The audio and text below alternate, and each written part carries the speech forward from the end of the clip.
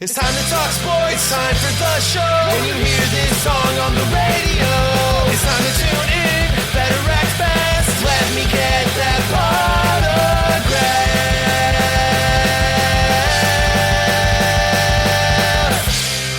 Potograph, Sports Talk Radio. Starting now. Let's go.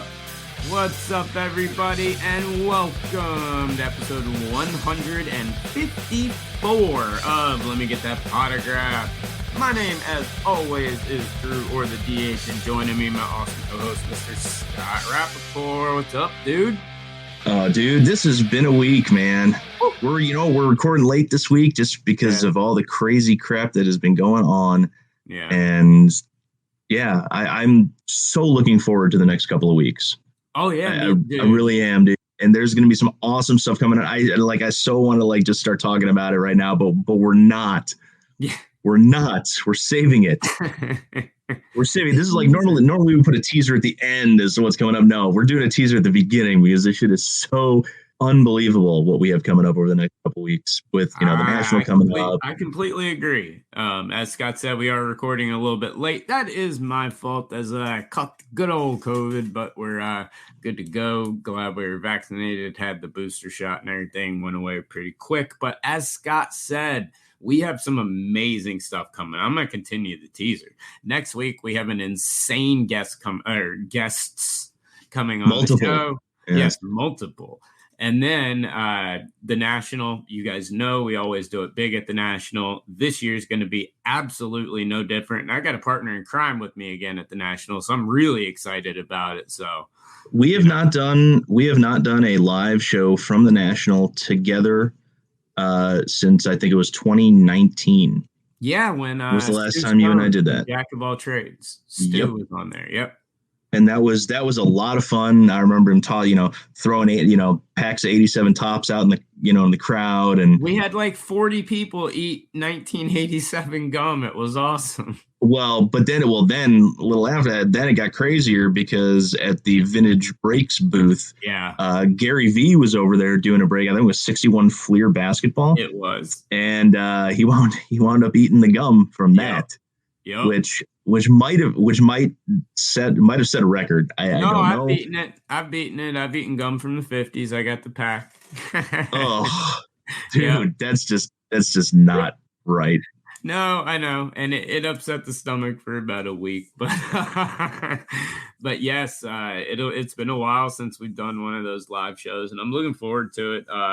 Guys, like I said, we'll have a lot of news coming in the next couple of days, as well as a lot of other stuff. So be paying close attention to all the socials. But Scott, dude, it's been a busy week, so we'll dive into a couple of things. I know, like we said, this episode's coming out late, so you'll have another one that will be out next Wednesday on our normal time frame. So you're kind of getting a double dose of us pretty quick. But man, there's been some crazy stuff going on. And once again, let's kick it off with it.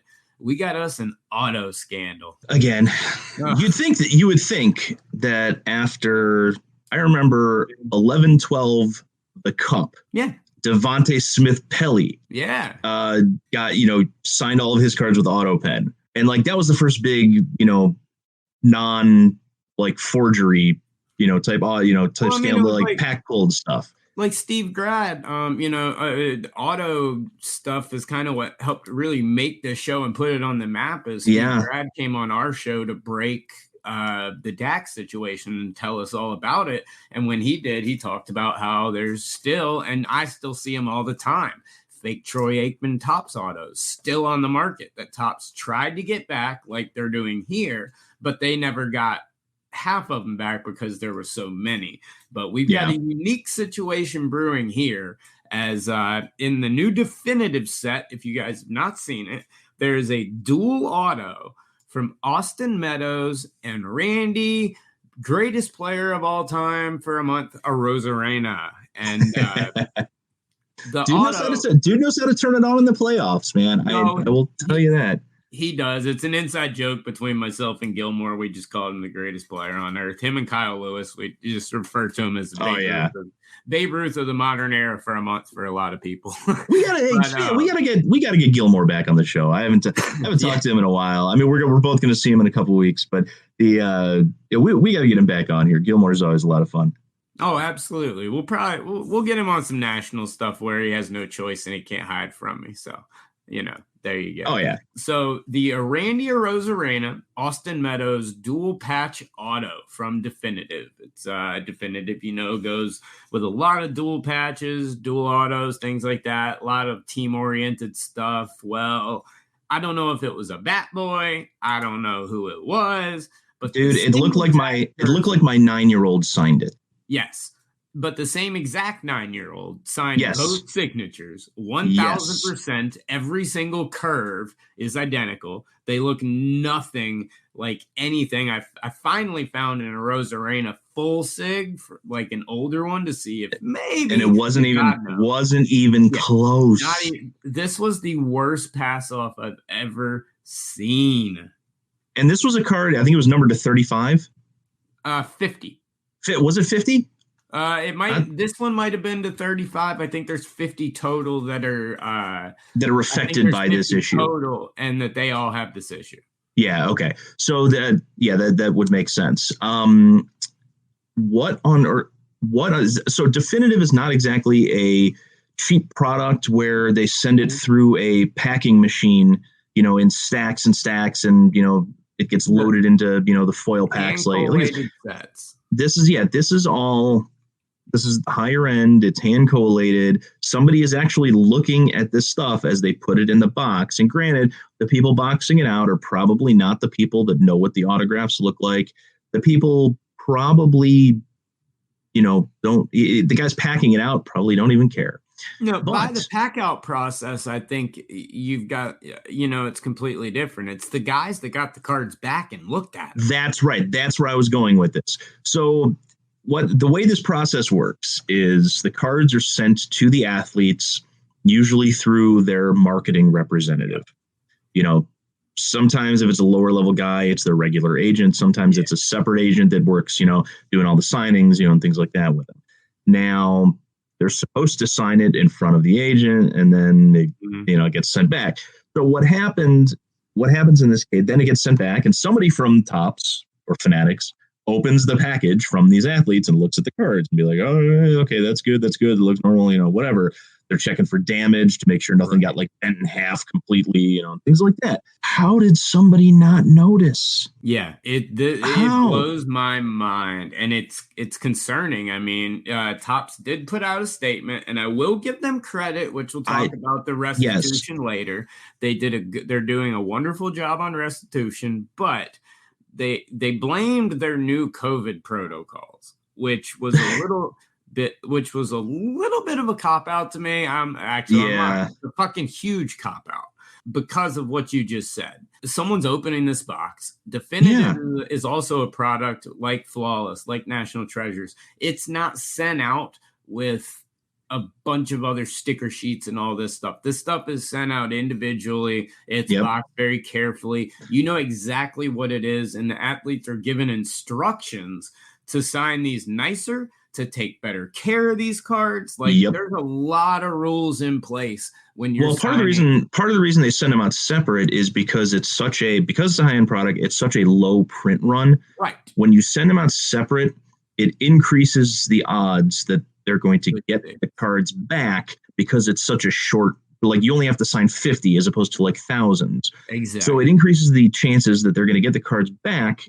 before the product comes out and they don't have to do redemptions. Yeah. Now I'm assuming when they say COVID protocols in this email, I'm assuming they're talking about like maybe not being able to have full access during like spring training and stuff, where a lot of these in-person duels and stuff are signed and things like that, as Topps goes to all the stadiums and gets a lot of that signing and a lot of those things done. That's why a lot of redemptions hit right before the year. It's because they get these guys in spring training, whatever it may be. Well, and it's easier because you can have a couple of guys in each of the spring training locations and, hit half the teams within a 15-minute drive of each other, or at worst like an hour, and they're all there. It makes sense to do it that way. And so maybe they don't have that access now, but I don't give a shit. Using that, the only problem I had with the release they put out, because everything else, like I said, was wonderful, was blaming COVID protocols. I'm sorry.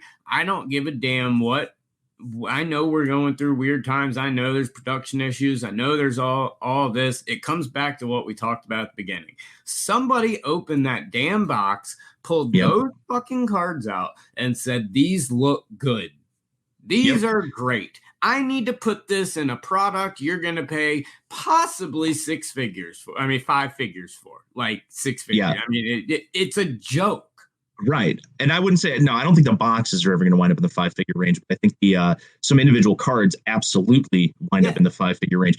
So this brings one weird question. Because the signatures looked like they were signed by the same person, do Randy Arozarena and Austin Meadows share the same guy that handles all of their, or girl, that does look like a guy signed it though, for their signings? Do they have the same representation for their signings? I tried to look into it as much as I could, but I couldn't find anything out. That's some hard stuff to dig up sometimes. I've tried and I'm still looking, but I mean, they 100% were in on this together because the cards, both of them, and they're on the same team. So chances are those two are sitting down next to each other, signing those and other things. They probably weren't, because it's not from different teams, so they didn't have to send it to one team, get it signed, send it to another. It's probably a sit down where Topps representatives or something dropped it off. They were together or near each other when they were supposed to be signing this card. And it's very likely they just grabbed it and just handed them all to the clubhouse attendant and be like, here, sign these for us. And he gave them to his son, who gave them to his dog, who gave them to his dog the freaking chew toy. And then the don't knock pets doing that kind of stuff. I mean, have you seen, there's like an elephant out there that does some amazing artwork that sells for like millions of dollars. Have you seen that? So don't bring the pets into this, because I'll tell you that my dog can do amazing things if we actually gave him paint and probably sign a more convincing Arozarena or Austin Meadows, because these were bad. Now, so after this one hit, then there was another one that popped that everybody was accusing of being fake. Yes, and that was the Acuna, and it's not. It's not. So but here's the thing: Acuna very rarely uses his full name signature. Yeah, he does. And people are normally used to seeing like the scribble, bloop thingy that, he signed all, most of his stuff with. But that's a legit Acuna. Yes, even though it kind of looks like it was signed by the same guy that, that did the Arozarena and Meadows, but it's not. That is actually Acuna's full name. Real signature. Do not let the meme accounts that are trying to convince you that the world is ending, do not let them convince you that Acuna is fake. It is a real Acuna. And by the way, they couldn't even, in the meme that they tried to make accusing him of making it fake, they couldn't even get the product right when they typed it underneath what it was. So no, Drew, I do want to point out really quick though, the world is really ending. Not because of this, but the world definitely is. I mean, we're at that point where it's like, I'll agree with you there. But speaking of, do they have the same person signing and stuff like, or do they have the same representation and same signing? I don't know, but whoever they got to sign these also signed some Randy Arozarena baseballs. Go look on the on Fanatics website and look at the TriStar authenticated Randy Arozarena baseballs, and you will find full name versions. You'll find regular ones that are short, that are real, and you will find full name versions with this same bullshit signature that they are claiming is authentic on there as well. Now, they may have pulled them now, but they were up for a good 24, 48 hours after that card hit, and I'm assuming they're still up there. But now the good news is I don't know if many of them sold, because Randy Arozarena, he had his 15 minutes, and now I don't think there's a lot of people out there clamoring for a Rosarena, autograph No, balls. there's not. But I do want, through all this, I do want to commend Topps with how they're handling the situation. Yeah. Absolutely. Outside of blaming COVID, which is the dumbest thing in the fucking world, they are doing a tremendous job of replacing this, as they have offered anyone that has this card or that pulls this card, which I believe they said it's like 50 cases or something like that are affected in total. I don't know. Not cases of product, but 50 cases of like, hey, here we're opening up a case for this card. So it's 50 individual cards that could be affected. That you can send to them, and they are going to replace the card with a card of equal or greater value and give you a free box of definitive as well. So now people must have missed that free box of definitive piece, because everybody on the message boards was bitching and moaning about, oh, well, they're going to send you a card of equal or greater value, and like they're completely missing out on the fact that you get that and you get another shot at opening up a huge card. Now here's the thing that I love it. I commend Topps for doing this. That is absolutely the right way to handle it. Yeah, but there's a but. There's always a but. Where are they getting 50 more boxes? That's definitive from my question. Because let's go back to Sterling.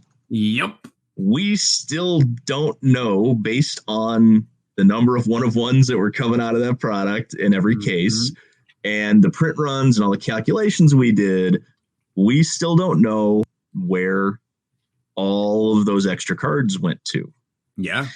So I did not run it. I need to go back and run that with definitive, because it's a hobby only product. I can take the 1-of-1s and run a print run, calculate how many, but where are these extra 50 boxes coming from? Now, if it's a situation where they're reaching out to their distributors and to the people that have them and saying, hey, we need to buy back 50 boxes, which is very possible. If that's the case, I would really love Topps to come out and say, hey, we bought back 50 boxes in order to satisfy this. Yeah. My big fear is like, okay, there's all this extra product that's out of there. I'm going to go run that, and we will talk about that next week.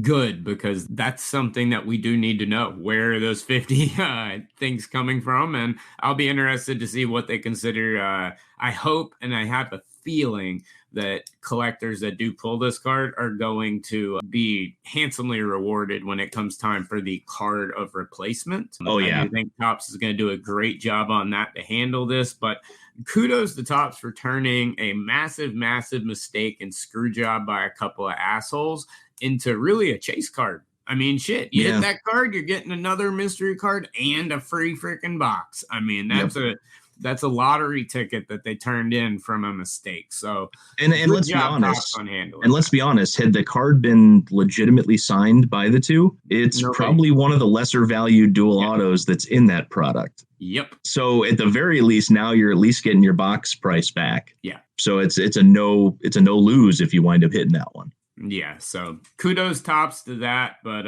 Randy Rosarena, Austin Meadows, guys, you got to at least find somebody who's past grade school or maybe was born in the 80s that knows cursive or something, because those were bad. So now that we've gotten all of the scandal past us this week, this is, it's our weekly. We have something. There's a lawsuit. There's a scandal or something like that. Something. I've got something this week that popped, and I got this in my email, and it has to do with one of my absolute favorite people on the planet. Who is that? And that's Logan Paul. Love him. Now, people sense the sarcasm, in the favorite person on the planet, because really, I think the world would be a much better place without Logan Paul. But this is actually interesting. This I thought was cool, and I'm like, now that he's a professional boxer and he's making these millions of dollars on the pay-per-views and all that kind of stuff, and him and his brother and stuff, I like, my initial thought on this was, the dude's broke now, because he decided to take the Pokemon card, the famous, they call it the legendary Pokemon, It's the It one was he the wore at WrestleMania. It's the one he paid correct. $5.2 million for. It's Yep. the highest selling Pokemon card of all time, the Japanese Charizard that was only available in a tournament. Yep. There were only, I think, 39 of them created. And this is the only example that is a PSA 10. I don't think he paid that much for it. I think it's what it's valued at. Yes. But what I think he paid was $4 million and a PSA 9 example. Yeah. Of this card. So he decided that he was going to put it up on Liquid Marketplace for fractional ownership. Yep. Which, again, makes me think that, why would you want to do that, especially today's market? Well, right now. I know that when him and Ken Golden were doing a live together just a couple of weeks ago, Ken Golden gave him a believe it was $9 million offer, like right there on the spot. Said he had buyers and everything ready. And I loved his answer. He said, well, guess that's a new value. So he threw that out there. But maybe... But here's the thing, Ken Golden, hold on though. Ken Golden's also the guy that put the $5 million bounty out on the LeBron triple logo man that only wound up selling for over $2. That's I know. Hey, well, that card was so ugly. It's lucky it got that. But, this is a little bit different of a beast with the Pokemon card, with the card being what it is. But I think this is a brilliant idea by him because chances are, especially with Liquid, he's going to be retaining a good amount of these to make money off of it himself. I'm sure he's retaining at least 51%. I don't see him putting the whole thing. Fractionalize these, you lose them and just give it to the public. You don't. You can hold quite a bit of your own asset and make money or lose money as it depreciates, however it does. Well, but you got to keep in mind the initial IPO price, the offering price per share, the vast majority of that goes back to the person who owns the card to begin with. So it's not like he's just giving it away and putting it out there. He's going to bank. Yeah, but the man doesn't need to bank because I'm going to tell you right now, Logan Paul just signed a huge deal with the WWE. He is going to be a WWE superstar. He is going to be appearing at multiple events a year. And I will say one thing, his WrestleMania match, that dude can freaking wrestle. You can say whatever you want about his boxing, all the other crap. This dude takes wrestling seriously. And if he's actually going to train, I'll tell you right now, and I'll make a massively bold prediction. His rookies next year in Prism WWE and everything are going to blow the roof off of that market for a long time because he will be able to have rookies because he's signed now as a WWE contracted athlete. So Logan Paul in the hobby, get used to seeing his rookie cards coming out, get used to seeing a lot of other stuff. But the fractional share part was very interesting to do that Pokemon because it's so legendary. It's part of him, it's part of WrestleMania. I agree. But let me. So I got a couple of questions. So question number one is, and I didn't see this in any of the advertisement for it, but it's possible. Is the chain and the diamond encrusted thing, is all that included? Is that part of the package? Probably not. Or is it, well, you never know because there's a ton of value there. And my second question is, now that he's with WWE, please tell me please tell me they're going to make him a heel.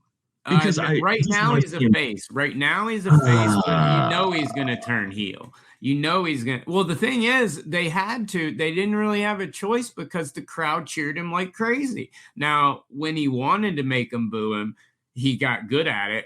Like his first match at WrestleMania, he was a heel. But now that they're bringing him back, it looks like as a face, and the crowd erupted. The crowd has erupted by videos. He hasn't even appeared, and they have erupted. Now, I will say, again, the dude takes it seriously and is insanely talented at it. I honestly think he's going to be the hottest rookie and going to be bringing a lot of hype to the WWE trading card market next year. So it's kind of interesting that he's jumping into fractional share ownership and everything right now. Can we please, can Vinny bring back Hulk Hogan from the dead to kick Logan Paul's ass? I don't think Hogan can kick anymore. And I know Hogan's not dead, but his career is. So maybe we can, maybe we can do something like that, because I don't know. I want to see somebody rub Logan Paul's face in the mat. I really do. Well, the good thing is now that he is signed to WWE, chances are he's going to book into a lot of stupid shit. So you'll probably get to see him embarrassed. I want to see him put through a table. I want to see him in a cage match. I want to, I want to see him. I want to see him bring I want to see him bring Mick Foley back and do a hardcore match with him, and see him get hit with a baseball bat wrapped in barbed wire. Yeah. I just want to see him just get destroyed, and I will get pleasure. I'm not a big wrestling fan. I appreciate the athleticism behind it. I appreciate that there is an absolute level of skill. These people are absolutely athletes. 100. What I don't like is the predetermined outcome. Right. And I just, there's something knowing that they know who's going to win. Predetermined celebrity boxing fights, but exactly. But again, I do want to stress the point that they are athletes. It takes a tremendous amount of athletic skill and ability to be able to do this. Oh yeah. But it's the predetermined outcome. It's like I won't watch a baseball game that was on yesterday because I know what the outcome was. No, I feel you, and I know a lot of people that feel the same way. But Logan Paul is headed to WWE, so I'm going to go out on a limb and say that the WWE market's set for a very big explosion once they finally get those rookies of him in, and it'll probably happen after his next match, which looks like it's probably going to be SummerSlam here in a couple of, or maybe a month or so. I think it's in August, maybe September. Might even be in a couple of weeks for all I know. I don't follow it that much. And Panini's going to want to get that in there as soon as possible because they only got a year left on the contract. Exactly. That's my point. So they're going to do everything they can to take over and throw as many parallels in there as they can. He'll have plenty of prison parallels, Scott. I know. That's dude, don't even get me started on that. That's a conversation for another week. And I'm going to be hopefully talking to some people at Panini during the National, and we'll get some interviews and things like that. And that will be a topic that I will bring up, and we will hopefully get some good answers that are not money grab. Because realistically, that is the only answer I could think of, that is possibly the legit answer, and that is money grab. Why all these parallels? Well, money. And that's really look, let's be honest, it's the only answer. And by saying that now, I probably just destroyed any chance of any interview that I'll wind up getting. But look, that's the reason. They want to produce more product. They need the stuff to put in it, and it's funny. Hopefully we get a little bit different answer, but I'm sure we'll get a different answer, but hopefully it's one that we can actually believe. But speaking of money, time to go pay those bills, guys. We will be right back. And welcome back, everybody, to episode 154 of Let Me Get That Potograph. Those bills are paid, and it is time now for the segment that is still taking the nation by storm. You know what it is. It's Movers and Shakers. And Scott, all right, Drew, who you got this week, buddy? So we brought Gilmore up earlier in the show, and I am picking a mover and shaker that is going to make him a little bit happy. Diehard Atlanta Braves fan, and I am going this week with Spencer Strider. Okay. I don't know where this kid came from. Have no idea. I did rip a case of Series 2 jumbos. I did pull his auto and threw it up for auction, not realizing who the kid was at the time. It was right after the product came out, and it sold for $50. And my thinking was, holy crap, I just got $50 for a pitcher. Right. That's not Ohtani. Yeah. And like all of a sudden things have ballooned. These are now selling for north of 100. I think they're like the 130 range right now. And it hurts every time I see it. But this is the first time in a long time that I have seen people in the hobby chasing a true pitcher. Yep. And I don't want to lump Ohtani into that because he is not a true pitcher. Yes, he is a pitcher, but he is also a hitter. Yeah. Strider is not playing both sides of the field. I don't know what the longevity on this is going to be, but he has turned into a chase card in Series 2. Yeah. And he does have a short print where he is holding a bat, which is nice. That's a good chase card to have. But his autos, they should be plentiful. They should be relatively easy to pull because, again, you seem to pull pitchers out of that product like crazy. And not everybody can be O'Neal Cruz. Right. You know, who's the other big rookie that's in Series 2 this year. And I'm not talking about the short prints. I'm not talking about the, the Torkelsons and the Julios and the Wits and stuff like that. I'm strictly talking about the pack hold base cards. Yeah. So Spencer's, I mean, he's having a good season, especially for a pitcher. But for some reason, cards just came out of nowhere and have been going through the roof. And to make Gilmore happy and know I did not lose a bet, Spencer Strider is my mover and shaker this week. Hey, I like it. He did talk about coming out of nowhere. He came out of nowhere. And he's putting up numbers. And I'll tell you one thing, Atlanta, huge collecting base, and that fan base is behind him. Wow. I haven't seen him so excited about a pitcher in a long time. He's doing some great stuff, but like you said, it's awesome to see the hobby chasing a true pitcher. It's been a long time. It doesn't happen often. When it does, jump on that train if you can, and get off it quick because it usually doesn't last long. Yeah, it might not last long, but it's nice to see him go. And I do think that whenever it settles, whatever, I don't think he's going to go down to nothing unless he just, bombs. But if he keeps up what he's doing, I think he's set a nice base level area for himself and is somebody that's definitely been moving and shaking and somebody that's going to be part of the Braves who look tremendous. Looks like he's going to be part of that rotation for quite some time. So I like it. Good pick. Yeah, thank you. All right, who do you got this week? All right, this week I got a man who has been on Movers and Shakers before you were on the show, but he's been on Movers and Shakers before.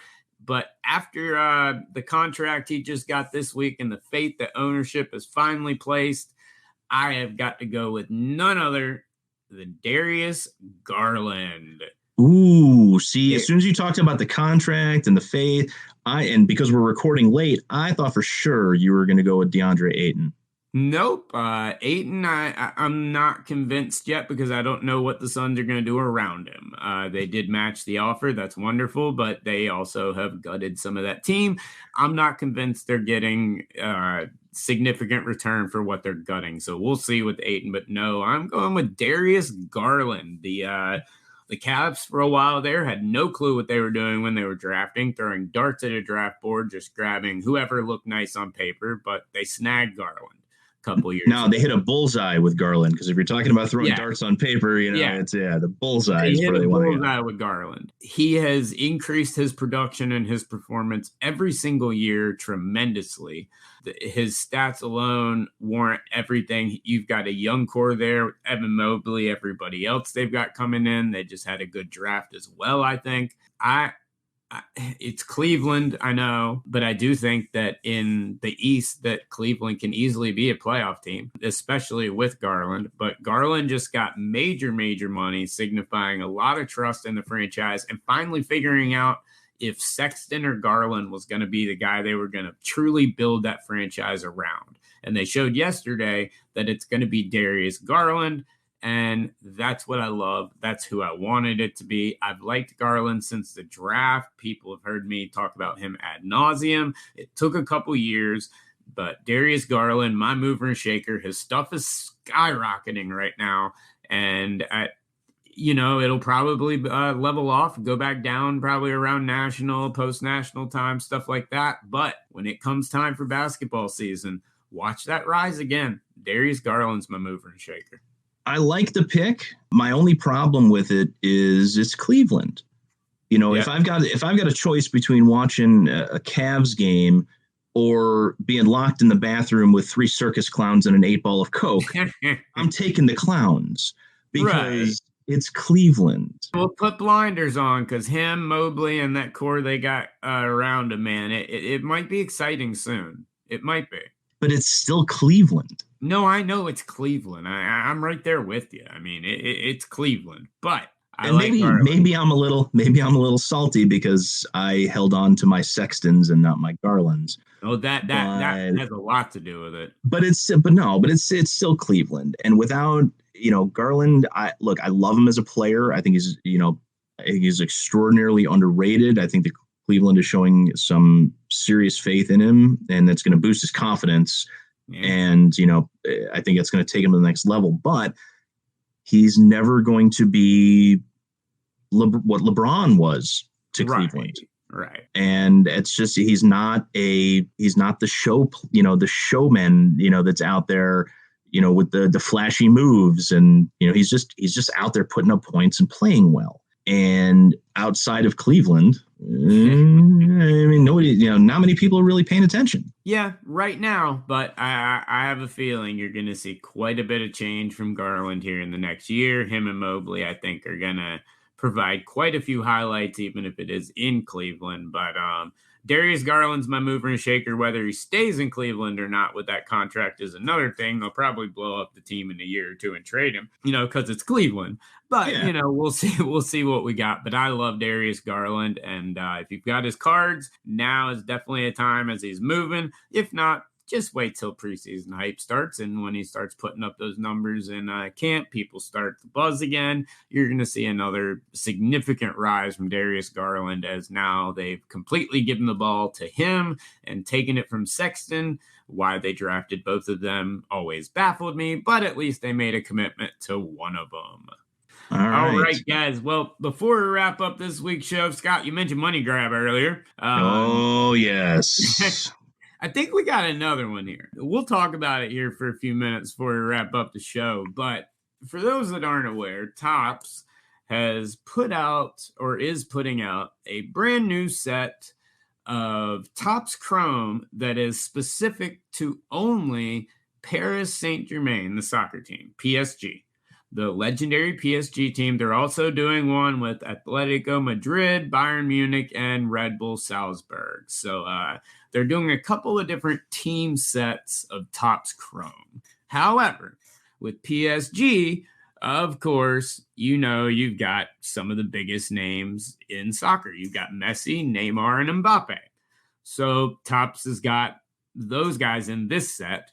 Well, Blowout recently put out the pre-order box price. Now, Topps has not put out their direct price, but Blowout announced the pre-order box price for this PSG Topps Chrome set at $14,999. And 95 cents. Can't shortchange that 95 cents. Drew, let's just come out and say it. It's 15 grand. 15 grand. Now, my initial thought when I first saw this was somebody is in the bathroom with the circus clowns and 8 ball of coke. Right. But we pour into it a little bit more this morning. Yes. And my thinking was, okay, it's going to be like a 20 card set with like an auto or maybe like 30 cards and, a couple of parallels or whatever, maybe some of the historic people that played with PSG.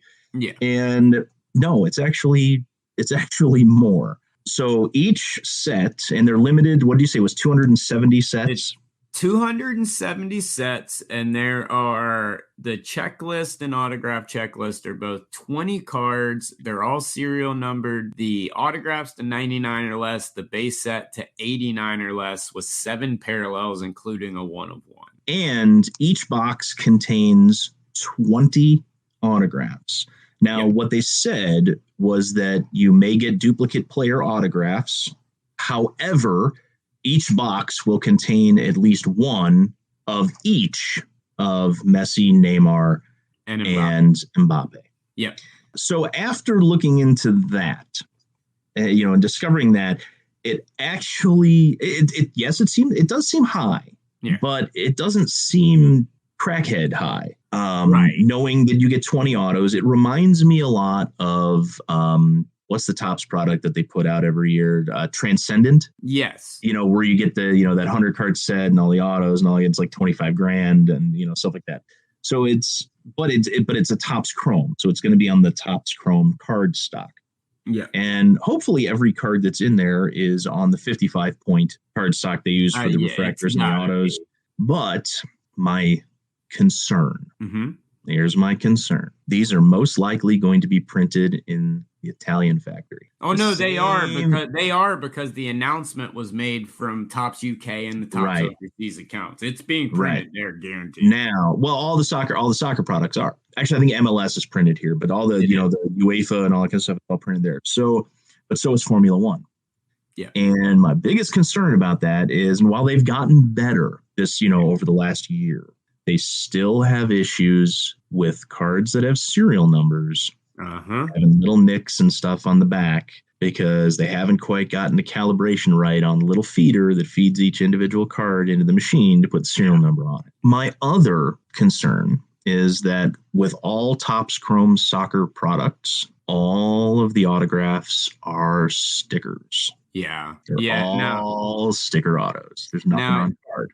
It looks like on here that these are gonna be on card. Yes, okay, they are all on card here. So that is a game changer. Yeah, no, this is absolutely one, but I still, like you said, it doesn't make it sound crackhead, like he's sitting in there with the clowns and the coke. If he's, once you dive into when you dive into the breakdown of this fucking set. But I mean, okay, so 15 grand for this. All right, yeah, you got a couple of these guys. If you don't hit one of the low numbered parallels of these, I just don't see the value being there. Like, even if you graded the whole set, even if you graded all 40 of them, coming out of that plant, you're probably getting 8s and 9s.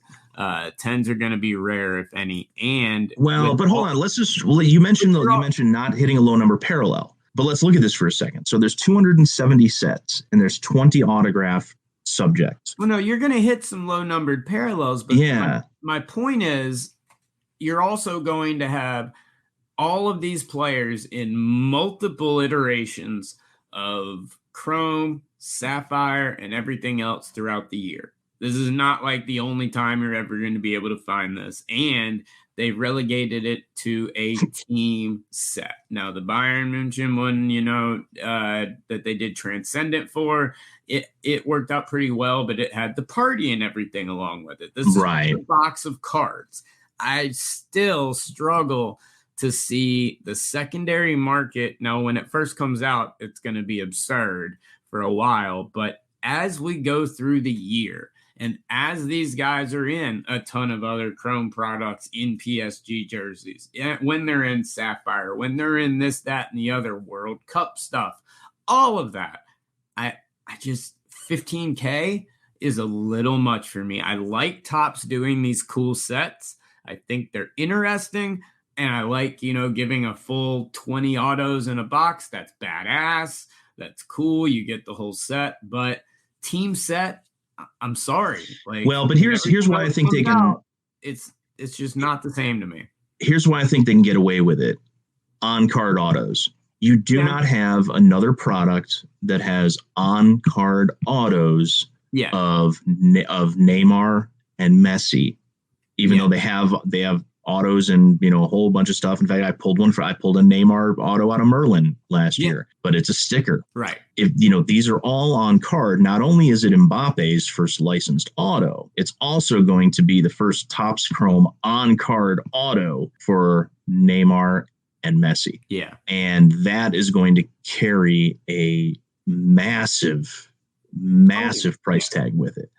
So I kind of see it, and knowing that they're out there, and 270 sets, and the chances of pulling a low numbered, let's say to 25 or less, or even 50 or less of any of those three on card is huge. It's actually a fairly large percentage. Roll the dice, because I think you'll get gold or better with either of those three. I think you're gonna get at least your money back. Oh, if you're absolutely, no matter what, even if Topps comes out and Topps puts it out at 12.5 or something, whatever they put it out at, if you've got the money, I think 100% initially it's going to be something where the return has the possibility to be great as long as this factory prints them straight, doesn't have any major issues. I think, I think you could easily make your money back. Long term, we'll see. We'll see how it goes. I will say one thing. I really hope they use this design in other Chrome sets. I don't know if you looked too detailed into it, but this is some of the nicest looking stuff I've seen in a long time. This stuff looks beautiful. And this is the type of design that I want to see through other Topps Chrome lines. Like, please don't give us the exact same look on every single set again this year. Like, use this set, Topps. Like, use this design more because it's beautiful. I got to say, I liked the design for 21-22 Topps Chrome UEFA. I did too. And they use it for both the men and the women. Yeah. And that's fine. I don't have a problem with that. I liked that design mainly because it wasn't last year's design. Yeah. Which, oh God. But it's different than what they used for Topps baseball. Yep. And that's what I hope they keep doing, is changing it up a little bit, because, you really, really get design fatigue after a while, towards the end of the year now, with all the releases that they do have, when they keep that same design over and over and over and over again. But this design right here that they've got for this PSG set is absolutely beautiful, and one I would not mind seeing any soccer or any other product in. But I do like seeing the soccer market continue to gain steam, as, guys, we keep saying it. This is another example of them putting this product out now. Soccer is gaining steam like crazy as we head to the World Cup. You need to be grabbing that stuff. I don't know if you're going to be grabbing a PSG box unless you got that cool 15G sitting under the couch or something like that. If so, get out of the bathroom with that clown. But, we'll see. All right. So that is going to wrap it up for this week. Next week, we have an awesome lineup coming up. We've got some very special guests as our lead up into the national show. It's going to be coming at our regular time on release on Wednesday of next week.